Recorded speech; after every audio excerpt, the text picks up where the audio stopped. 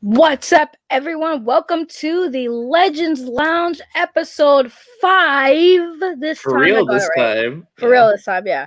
Last week I messed up. But episode 5. I'm your host, Saggy Balance, with my lovely co-host RJ. Hey, what's up, guys?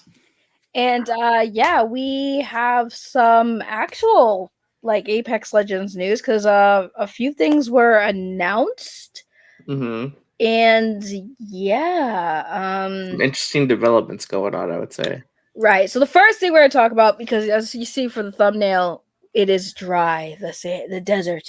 I need some water for the story, RJ. Will you just? Or everyone's being thirsty for the ladies. I don't know. No, I'm gonna. My vote is very dry. So you talk about this. You talk about this. What was happening? What's happening? So yeah, they're saying Apex gonna have a very dry month of content for the next big update. So yeah. Oh yeah, it's dry. Hold on, I need something to drink. Excuse me. Hold on. mm. Okay, there we go. Some lube for the throat there. So yeah, so Apex Respawn has come out and said that this is gonna be a dry season, a dry month. Like what's dry about it? So Apex developer Respawn Entertainment has warned players that the next month will be pretty thin on the ground in terms of new content, but the patch at the end of June will be worth the wait. Season 9 is now almost a month old, and outside of the small arena flash events, there hasn't been much to sink into, except, of course, the new mode itself. But as with any live service games, a constant stream of new content is expected to keep the game fresh and give players a reason to come back each day.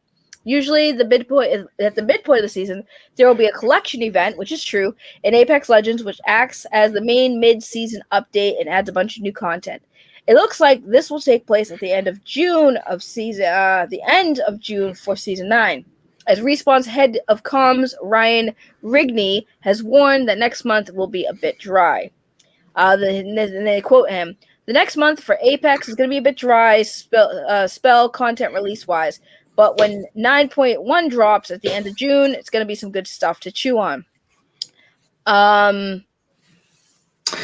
Yeah, really interesting in regards to this. Like to me, it's not like I guess it's somewhat concerning because it's like I think there's some fans right now are like itching for new stuff already, and it's like, well, we really got to wait a whole other month for us to get some substantial updates or like teases, that kind of stuff. So it's like, yeah, I think that we're really relying on arenas to really carry the game for the next month. My only question is, and this seems to be an issue that I'm noticing with Apex, like not in terms of like the game itself, but more like the development. I feel like there's not a lot of resources being provided to Respawn and the team for Apex. Like, I don't know if that's the case. I just get that vibe that it's like a smaller crew than maybe we realize that's still working on the game. Right. I mean, the thing that bothers me is by the way, hello everyone who's joining, Rhea, Lewis, Hans, thank you guys for stopping in. The thing that is concerning about it is like they're right, like every season that drops, there's a lot of events that also are released throughout that season, and it's usually been pretty consistent as far as time wise. Like when the season drops, they give us like a couple weeks to get used to the new character, the new maps, the new changes they made with weapons and whatnot, and we get a good grace period there for to get familiarized with things, and then they start dropping events, and the fact that we have to wait is like, but why? Like what? And I really do hope whatever they're coming with, as far as what they're dropping, is going to be worth it. And I also hope it's not going to be a lot of money, because the collections event in total is about like $200 to get everything in that collection, including Wait. What is the collections event? I don't know what that is. So the collections event started.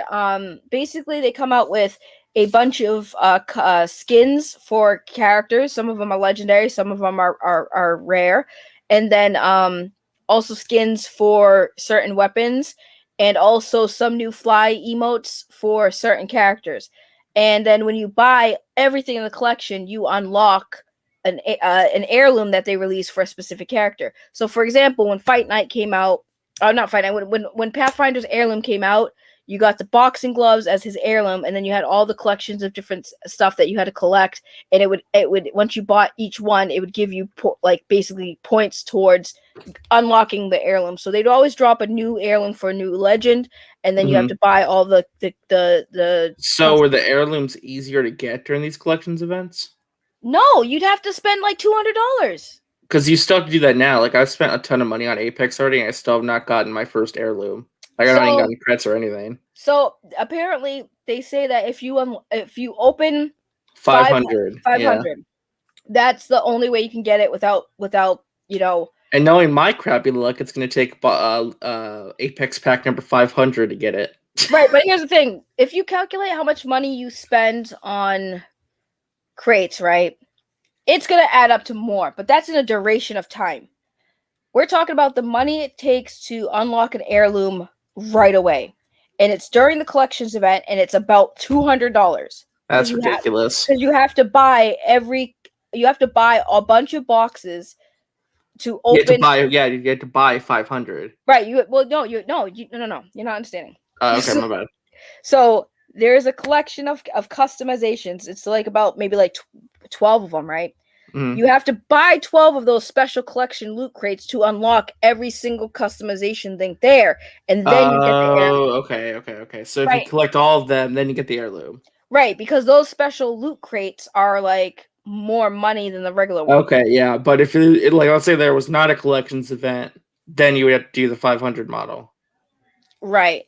Okay, so basically, if you want to get those heirlooms during those collection events, you have to spend at that time over $100, right? And then you'll get your heirloom. Now to me, that's not worth it. I'm not going to spend $100 on cosmetics. That's insane. Right. Well, how many heirlooms do you have actually? I know you have lifelines. I just have 2. So I got the Wraith's heirloom before they came out with the heirloom system. Okay, I was one of the very few people who got Wraith's heirloom randomly out of nowhere. When they first released the heirlooms, I randomly got it. Oh, just like a random Apex pack? Right. I opened a random Apex pack and it all was red, and I was like, what the heck is this? And then I didn't even know what I got. And then it was the Wraith's heirloom with the banner stuff. So I got it luckily when I first started, and that's how I got it. So I got it basically for not spending a shit ton of money. But then the Lifeline one I got because I randomly got it because I had obviously accumulated 500 loot crates in my time and opened up one and got one by chance. But yeah, spending over $100 on cosmetics and one sitting. Like, I don't mind dropping $20 here and there and that's how I've gotten all my cosmetics. I spent $20 here and there. You know, when I had a really good job, I'd spend $20 a week only on Apex stuff.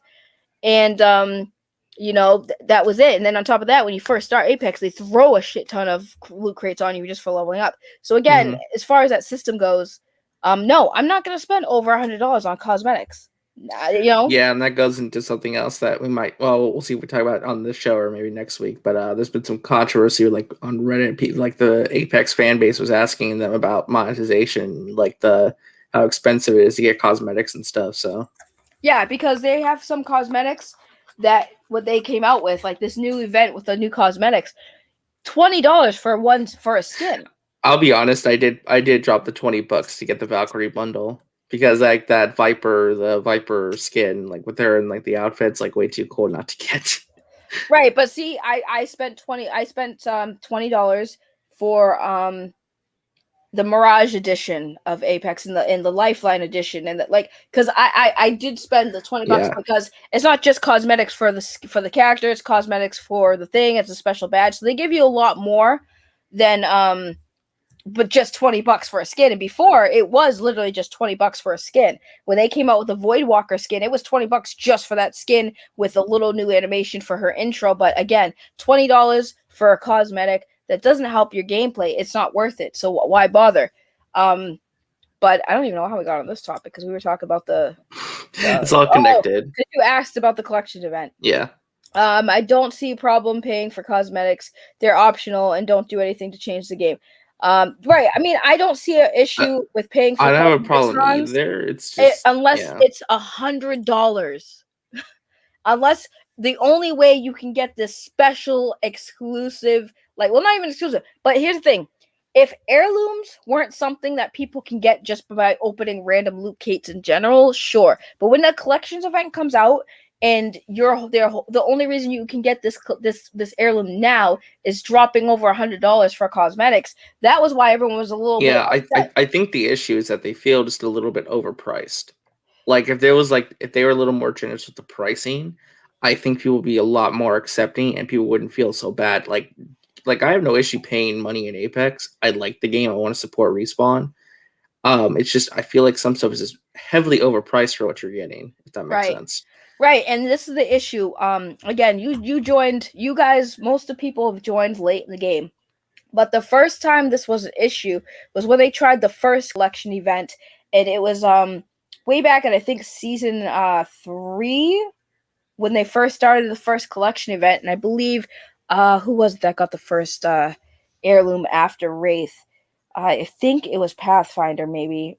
Oh no, yeah, it was Pathfinder. So when that came out, whoever it was, it doesn't matter. But when that first came out, the first issue was the price. It was too high, and people were pissed. They're like, dude, this is way too high. I remember that. I remember there's a big controversy about that. Right, and then Respawn kind of came out, and they said moving forward, they altered the collection, like the way they came out with these events, and then we got the collection events as we have it now. But before, when they first started, it was a little crazy. But moving forward, they did change, and I do understand that Respawn is free to play, so they have to make an income somewhere. But like you said, there are some items. Well, here's the thing too. If they're priced more fairly, like I'm not saying they need to like increase the price to like $1 a skin or something, but if you price it more fairly, you'd ultimately make more money in the long run because people could spend more. Well, here's the thing. Here's the thing, though, Andre. Here's a big question you need to ask yourself, right? How much does it cost Respawn to make these cosmetics? That's the thing that people were talking about, because like for some of these skins I like them, but I feel like some of them it's like they were talking about the resources they put into making new skins, right? How the reason there hasn't been a lot of new skins lately is because they spend a lot of time making them. But then I look at events like the current arena stuff, the arena flash events, where they just like do reskins of the characters, right? Like special little reskins, right? And I like them. I like the one they gave for Watson, the Kawhi Watson. I like that; it's cute, but like, I mean, they need like that's an issue of putting resources into the game. I think EA needs to give Respawn more resources to go and hire these art designers and people who can make the skins and make them more quickly and more efficiently, and really get the content out there. Because right now, I think it's an issue. If that makes sense. One of the big issues I had as far as the skins were involved is they came out with some skins that were at the time like exclusive, right? They were rare. You only could get them during those times. But then they'd bring them back. So then that takes away the value of the rareness of the skins, because there are some skins that you can't get anymore because they're gone. But then it's like at this point, it's like, why are we worried about it? Because they brought some of them back. Yeah, because I mean, I mentioned this before. I'm big into Fortnite, right? And it's a big deal. They bring back a classic skin that people have been wanting for months and months and months, But the thing with Fortnite, I will say this. I think Fortnite prices their V-Bucks a lot more fairly than EA does with the Apex coins, because I mean, heck, Epic Games is going to court with Apple because they want to lower their prices, and Apple is like, no, you have to charge this because we're going to take a percentage of the revenue away, right? So to me, I think because I know if you're an EA Play member, you get a little bit of a discount, 10% discount, but it's not enough to make a considerable dent, So right, but that's what I mean. Like, yeah, you're right. They do need to pay people to make them, but at the same time, it's like there are some skins that are just recoloring. And even some of the recoloring can be pretty, like lame, yeah. Right. But the recoloring of the skins, luckily, we can buy them without actual currency. You get them with the battle points that people actually don't remember. When you go to the store, they did start doing it where you can get the reskinnings of colors. Yeah, and they need to do that more consistently, in my opinion. That needs to be something like because those legend coins, I have like about 18,000 right now, and like I bought Valkyrie. No, I didn't buy Valkyrie. I bought Fuse with them, and I haven't used them since. But that's what I'm saying. Just sitting there. Right. When they came out, that wasn't even a system they had. Those that's why I have so many. Like I have a ton of those things accumulated. I don't ever have to buy a new legend because I have enough points to always buy them for free. because I've just sat there. There wasn't anything really to do with them that Yeah, much. I think And at this point I have enough to buy next season's Legend and like a exactly, little bit extra. I will never have to buy a legend because I've literally been sitting on those points because there wasn't much for us to use them for. So we just sat on them, and then when they came out with new characters, yeah, that's when we used them. But they don't have much. And then they opened up the store where there are certain reskinning of skins for guns and Yeah. characters that you can buy if you already have the Yeah, skin. what I think what they should do is like maybe like they have the store refreshes every week. Have an option in the store. It's like you can buy like this legacy skin or maybe like a skin, like the not like a super rare skin or like just some kind of treat where you can buy it with your Apex with those legend tokens. Even if they have to be expensive, like make it worth all that build up to Right. get those acclamation of coins. Exactly. Like there is literally not much use for those legend tokens. Like I said, the only benefit of those legend tokens is if you have enough saved up, you'll never have to use actual real money to buy a new legend when they drop. So that's the only benefit for those legend tokens is you don't gotta buy with money. That's the only thing you don't actually have to spend your cash on because you have enough points accumulated. There you go. But no, I would say overall with the skinning, it is a thing. Yeah. But we've got our first nerf. Yeah, Valkyrie got her first nerf. I knew it was coming, but we got our first nerf of Yeah, and Valkyrie. reading into it, I don't think it's as big of a deal as you might think on the surface. Yeah, I was glossing through it, so it just looks like what they did. The 10% fuel cost for hovering is now being removed entirely. From Thursday onward, it'll Yeah. cost you a full 100% to hang around in the air. Yeah, remember when Wrinkle would press when you launch the missiles, you could just hold that button and stay in the air for a long period of time? Mm-hmm. They got rid of that. That's Yeah. the big thing they got rid of. So Yeah. Well, he's gonna be fun, loving that. They experimented with a 50 to 75% fuel cost, but found this is didn't feel meaningful, different, and still allowed Valkyrie to stay airborne for too long in certain final rings. It could be potentially affect any game that went to the final ring, not just scrims. So I mean, it is what it is. I expected her to get a nerf because she was kind of a character that was kind of reminded me of Pharah. Like, Pharah and Overwatch is kind of annoying. So that wasn't like the hugest shock just or interesting. anything. Yeah. And apparently I heard with this 9.1 update, there is a rumor that Fuse is going to get a major buff. Like they want to make him better. So I'm be curious to see what that looks like. Because I think Fuse and Rampart are getting buffs. The mid-season update. Good. Well, they're going to be... Well, Rampart should have always been OP, but you know what it is, what it is. But finally, Respawn added an abandon penalty to the arena mode, which and this actually just got updated. They disabled it because there was an issue where people were getting penalties just for leaving the game normally when it was over. But they're gonna bring it back soon. Oh, so well, okay. Well, we'll just talk about what this penalty means, I guess. Sorry if they're bringing. Yeah, it's still gonna be relevant. It's just like as of right now, it's broken. But I want to see it. Yeah. Basically. So wait, if you get a penalty, does that mean you can't, like how it is with ranked, like you can't play any modes? Yeah, 10-minute bans. It looks like. Oh no, they talked about this here. Update. Yeah, Apex Legends' new ban penalty for arenas is off to a pretty bumpy start, as the feature has been temporarily disabled after it accidentally punished some innocent players. As discussed in the original story below, some players said they were given 10-minute bans for quitting during the end screen animation, even though the match itself had already ended. Director of Communications Ryan Rigney, again, explained this problem has to do with the game logic after everyone on opposing arenas have left the team match. Basically, you'd sometimes still get a leaver penalty after leaving the empty game, he said in a tweet. It's one of those things that never showed up in playtesting. Dumb bug, fix should be up quick. As a result, Respawn has disabled leave penalties in Arena while the team works to fix it. The tweet mentioned that the fixed schedule to arrive, blah, blah, blah, blah. So here's the thing. So basically what was happening, if I can understand, is like, you know how at the end of the match when it announces the winner, most people just leave because they're mad. They're like, screw it, I don't want to see the enemy team. Like, who cares? And then they leave. That's when they're getting hit, which sucks because I don't want to sit there and watch the enemy team gloat that they just kicked my butt. So I'm going to leave. The match is over. I don't want to see that. So I'm glad. I haven't played Apex since the last time I streamed, to be fair with you, but I'm glad that. Yeah, I mean, do you think a leaving penalty for arenas is needed though? Because I think it's absolutely needed because people rage quit. Yeah, for arenas, yes, because I get so annoyed because like my teammates will leave if they lose just the first round, and I'm all by myself. It's like, well, I just wasted 30 minutes of my life. Well, here's the thing. So if you leave in regular pubs, in the regular Apex Legends games, if you leave that match and like there's two of you, or even if both teammates leave and there's still one, you still have a fair chance of like winning. You can still do well. Yeah. My entire team left me in a public game, and I got to top 3.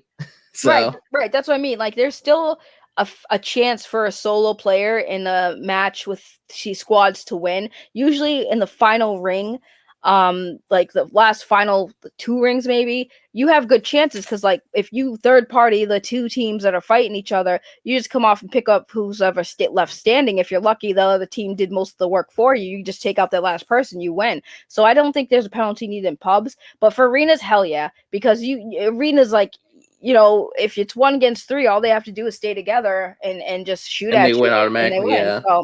So I think having a penalty in arenas makes sense. It's gonna suck for you though, because sometimes you forget it's arenas and actually quit.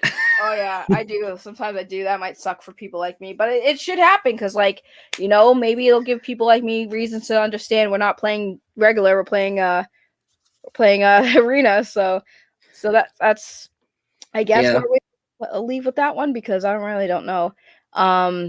They're working. The devs are working on wait, what is that? Balance? The balance? It's balance? It's unbalanced? What? Hold on, let me bring it up.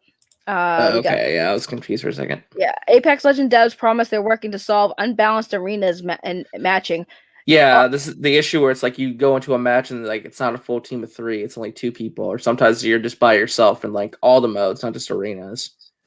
Oh, okay. Well, then that's nothing. That's nothing big, to be honest with you, because like that should have been happening anyways. But good, they're working on it. So there you go. Oh yeah, this is what we're talking about. So let's bring this up because this is what we were talking about earlier. Mm-hmm. Yeah, this is the big controversy. Like even you had big YouTubers talking about this Reddit AMA. All right, let's do it. Reddit asks the Apex Legends teams why skins cost $20. We were just talking about this. So here are some of the skins. The official Apex Legends Reddit hosted an AMA last week with the game's development team. Fans had questions about everything from weapon balances to character tweaking, and most controversial of all, how the Apex Legends team monetized its offerings. One Reddit user asked why, I wasn't going to butcher that name, asked why some cosmetic skins seem so expensive. I believe this was the answer. I get that you got to make the game profitable. Oh, this was his question. I get that you got to make the game profitable, but there's got to be a way to prevent players from feeling cheated when they buy something. They wrote $18, realistically $20 is a lot to ask for one cosmetic item. As the game grows, as the game grows, I can't read. The dogs threw me off. Is there for potential movement towards more affordable content across the board? But people want to buy these things, but it's just hard to justify it or feel good about it. Standalone legendary tier skin featured on Apex Legends in-game store cost 1,800 Apex coins. A box of 1,000 Apex coins costs $10. You can get more Apex coins for cheaper if you buy in bulk. But basically, this means a legendary skin comes out to 18 or 20 depending on where you live, sales tax laws and such. So for PlayStation users out here, the $9 is actually $10 and some change, just for that's why I said $10, because it is $10 and change for us. And same with the $20 is like 20 something dollars and change for us. For comparison, unlocking character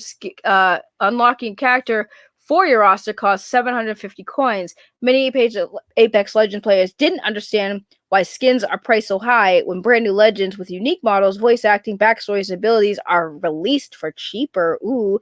Ryan K. Wrigley, director of community communications at Respawn Entertainment, wrote on behalf of the studio's monetization staffer, according to that staffer by way of rigging. The legends are cheaper to unlock, so the game doesn't feel pay to win, and because math is harder than people think when your assumptions are wrong, it's hard to adjust. The rest of Rigney's response stated that the development team is small, that the cosmetic skins are tougher to make than the public realizes, with lots of behind-the-scenes work involved, including ideations and a QA process. Some Redditors were frustrated by the vagueness of Rigney's answers. After all, it really it didn't really address the original question: does Apex Legends team plan to release cheaper content in the future? But other fans on the thread agreed that Rigney's response, math is indeed hard. Every player will appraise the value of the skin differently, and it's hard to determine what the ideal price point would be. Rigney also explained that the real meat behind the game, the newly released arena mode, maps, and growing list of features, requires a lot of funding. As mentioned, we think about this constantly, and it's tough because we want Apex to be around for a long time. Us being able to continue to make the game depends on operating a healthy business. We're hoping players understand this is something we're working hard to balance, but when you consider the full picture, it's a tough challenge. That could account for why the skins seem so pricey compared to the rest of the content. Maybe Apex Legends skins are the soft drinks that keep the studio's lights on. If you're curious about the rest of that and helpful, blah, blah, blah, developer response here.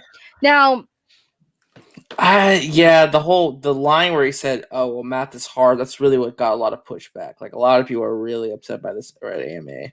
I mean, math And is I hard. get, yeah. Well, it is hard. Yeah, definitely. I suck in math. That's my worst subject in school. But but I don't know, man. It's like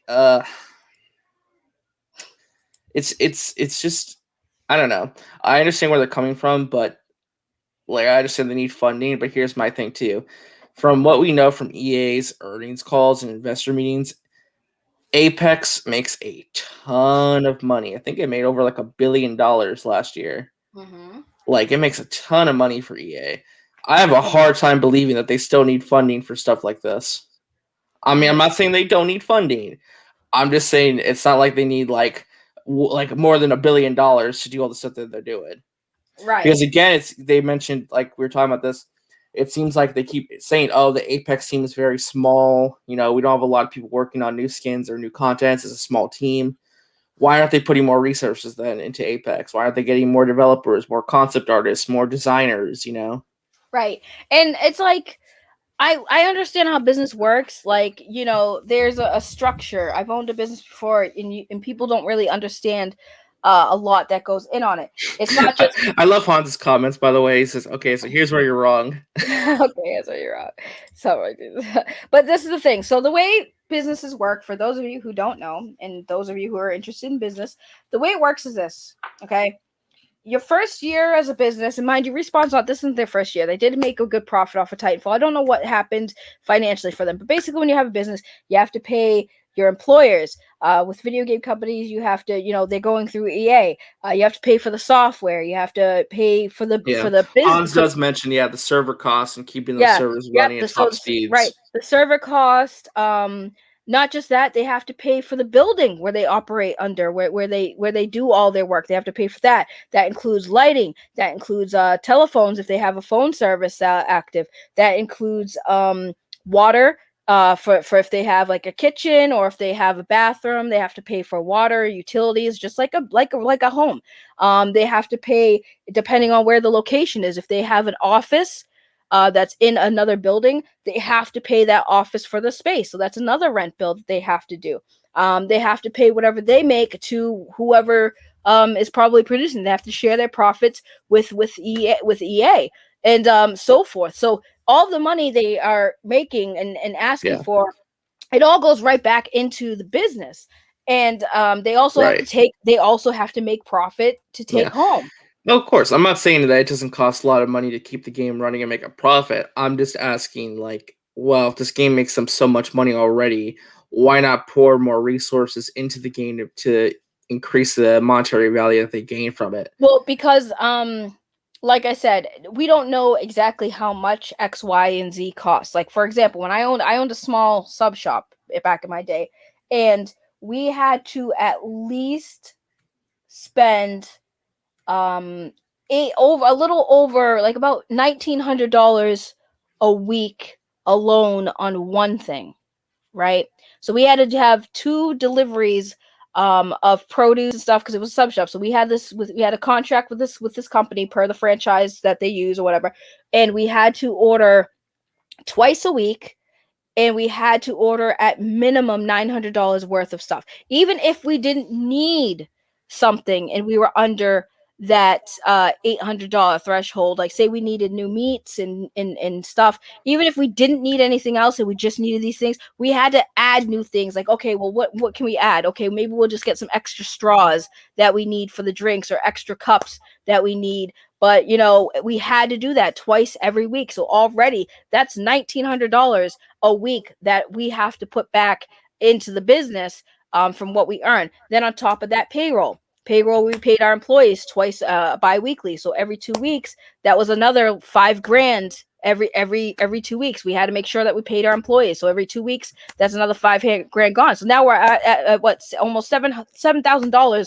a month, and that's just for those two things I mentioned. In total, everything that we had to pay for monthly to keep the business running we had to make $20,000 every month just to keep the business open. That didn't even count what we took home. So we had to make at least over $20,000 a month for us to walk home with money for our own personal bills to take care of. So when we talk about business, there is things that people don't understand that goes into the business. If you don't know exactly what the cost is for everything that comes, because it's not just about the gaming development, it's about outside things about the gaming company. That's what Hans was saying too. Yeah, the Right. chat. The building space, the electricity, all that stuff, all this stuff, right? Like this stuff, and more. There's probably more that they pay for this stuff. So yeah, overall, it is like a thing where, like, yeah, his response might not have been good, but he's not wrong, because again, there's a lot of things that they have to calculate on what they are putting back into this game, and how they make money. Because again, remember, it's free to play. We can choose to not give them money. They took a risk coming out with a free to play game, because again, we can choose to buy things, or we can choose not to. We can choose to buy the battle pass. You still get some free stuff. No, you're not going to and get there's all no the cool competitive stuff, advantage either. Exactly. So that's the other good thing. So when people are mad about it, it's like, yes, it is frustrating that certain things are higher than they should be. Don't buy it. Just don't buy it. There are plenty of gamers out there who will. And again, yeah, there's a ton out there. I mean, they make $1 billion from revenue just on this game alone. So right. So I mean, like, it is what it is. Don't, if you guys don't like that it's too high, then just don't buy it. It sucks, but they have to make money too. They have bills to pay. They have to make money. It is EA though. I mean, how much more money does EA really need? I mean, just joking, but I'm saying EA is pretty. I mean, if it was just EA, I would say screw them. But it's not just EA; it's Respawn. Respawn is being produced by EA, and they were probably bought by EA. But I was gonna ask, like, in terms of like them not having a small team working on Apex, do you think that's because they're working on most of Respawn's working on like Jedi Fallen Order 2 or Titanfall 3? Maybe. Is that what the real reason is? Like the way Apex has been handled the last year or so in terms of updates and the smaller team working on it? I mean, it's possible. I do feel like because we got some crossover with Titanfall 2 into this game, it is possible that there is a possible another Titanfall game in works. That is a possibility, but we won't know until they tell us. But I mean, I would hope that would come, because Titanfall 2 was great, and I'd love for them to expand on that storyline, as well as introduce like Apex characters and kind of tie that up. But we'll see. I mean, there's really not much. Just a very interesting conversation, because it's very divisive amongst the community, I will say. Just like looking at the responses it got from the AMA. And tech support. Yeah. I mean, I would hope so, but I do, like I said, I understand where gamers who like this game are coming from when they're complaining about the cost of this game, and the cosmetics. It is like I said, it is. Some cosmetics are really overpriced, and that's understandable, but that's why I just don't buy them. Like, yes, the new cosmetics that came out for this, that are right now in the stores, yeah, they look amazing, but I'm not spending $20 on it. That's just me. Oh, the Cheeto one, and right, uses like a hunter and all that. Yeah, I wanted that. I got the Fuse one, because the Fuse one was fantastic. The other ones I was like, it's okay, I don't need it. I wanted the Fuse one. I would have gotten the Cheetah one, but I actually already have like a very rare skin for Octane, so I was like, I'm just gonna stick with that, because I got there's two skins that you don't see too much often in the game, and that's the first winter event when the game came out the first year. I got the Mirage skin. That's like the little soldier cracker from the Nutcracker thing. Oh, okay. And then I got a reindeer for Octane. So those are the two. Yeah, I really want some of those Christmas themed skins. They were bringing back. Yeah, I was pissed when I saw them back again. I was like, really? I all felt badass because I was the only one who had these things, and then you guys brought them back again. F you. But I want to feel special too. Oh, you are special. Ah. Aw. But yeah, no. Love in the Legends Lounge. Love in the Legends Lounge. Yeah, no, I guess that's really all we have. I guess where we leave it off is if you don't want to buy a skin, then don't. I'm sorry. Like, I don't know. Yeah, I mean, they got to pay their bills. I understand that. In some regards, I wish they were maybe just a smidge cheaper, but I understand why they have to price them the way they do. And if you're an EA Play member and you already get good benefits, you do get a 10% discount on Apex stuff. So it does help. Speaking of 10% discounts, today is Thursday. And I don't know if you guys know this, but I personally have some merchandise. Hold on a second. Now I got to type it up because I typed the wrong thing. But yes, I do have some merch. Time for the daily plug. Yes, daily plug. I do have merchandise on my shop. I'm actually going to add some PlayStation Plus merch on there. Nice. So you're hearing it first. I am going to be adding some PlayStation podcast plus podcast merch on my store. But if you have not checked it out, guys, I'm dropping the link in the chat. And if you type in, I believe it was Summer 21. Let me double check on that because I know it's active now. Let's see, the Melons Boutique. Yeah, so if you type in the code Summer 21, you will get 10% off of your purchase on my store. I believe that's, to be honest, every store, so it's not just my store. So if you are on the Teesprings right now, if you drop code Summer 21 after you make a purchase, you get 10% off of all of your stuff. And yeah, that's kind of it right here. There you go. Let me make that cooler. Boom. There we go. Summer 21 to get 10% off your purchase. I might have to use that to get some. We need to get that Mind Your Business t-shirts, those new PlayStation Plus products. Yeah, I know. I'm still waiting for the token to restart. I'll work on that. Where's the code for me? I know. Well, they just hit us with this. Use this code for your stores. So Summer 21 to get 10% off of your purchase, guys. So if you guys want some Saggy Melons merch, I will be adding some PlayStation Plus podcast merch on there as well for everybody to enjoy. And yeah, RJ, you got anything else to add, or are we good to go? Yeah, I was just going to say, if you're watching the stream now, go support Eddie in the chat right now. He's going to go live with his own stream in a little bit, so go support him. Yes, go support Eddie.